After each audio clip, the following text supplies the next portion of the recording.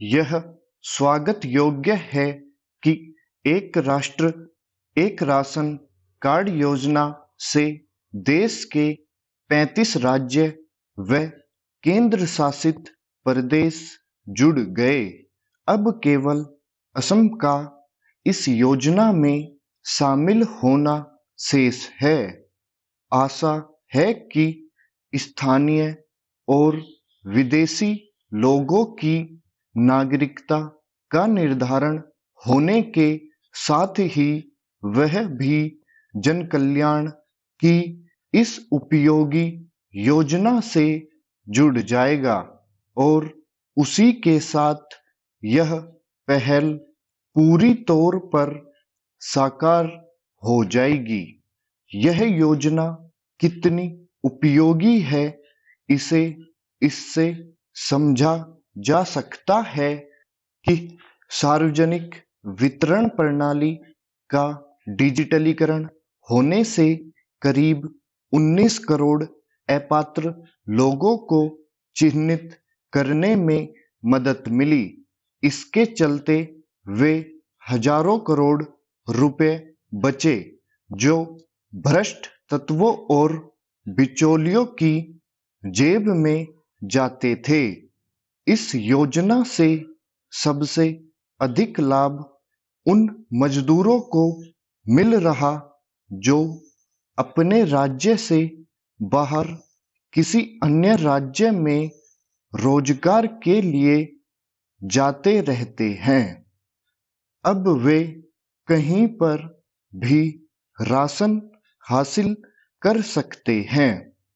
अच्छा होता कि गरीबों को राहत और सुविधा देने के साथ भ्रष्टाचार पर प्रभावी लगाम लगाने वाली इस योजना में सभी प्रदेश शामिल होने की तत्परता दिखाते, लेकिन दुर्भाग्य से ऐसा नहीं हुआ।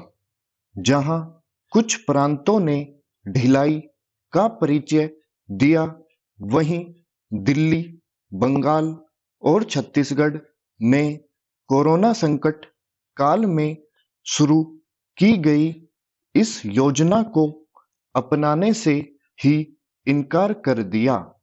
यदि सुप्रीम कोर्ट सख्ती नहीं दिखाता तो शायद वे अब भी आनाकानी करते रहते।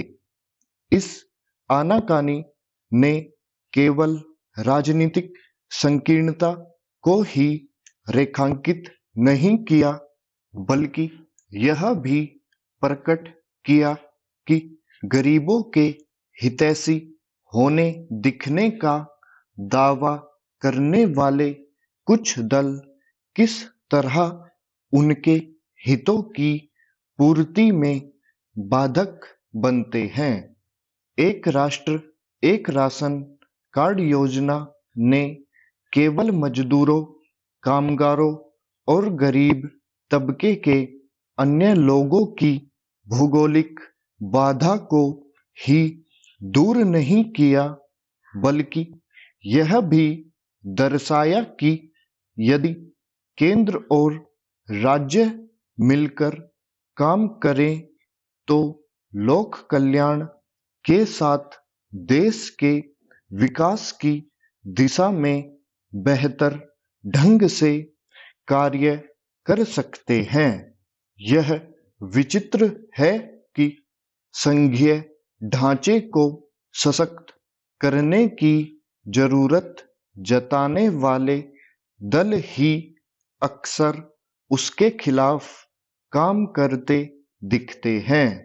जीएसटी लागू होने के बाद जब संघवाद के प्रति और अधिक सहयोग भाव दिखाया जाना चाहिए था, तब कुछ दल अपना अलग राग अलाप रहे हैं। क्या यह किसी से छिपा है कि कुछ राज्य आयुष्मान योजना और नीट के मामले में किस तरह असहयोग भरे रवैये का परिचय दे रहे हैं। आमतौर पर ऐसा रवैया क्षेत्रीय दल दिखाते थे, लेकिन अब कांग्रेस भी उन्हीं की राह पर चलती दिख रही है। बीते दिनों राहुल गांधी ने संसद में तमिलनाडु को लेकर जो कुछ कहा, उसकी अनदेखी नहीं की जा सकती। उनका बयान क्षेत्रवाद को उकसाने और राष्ट्रभाव की उपेक्षा करने वाला ही था। स्टॉप।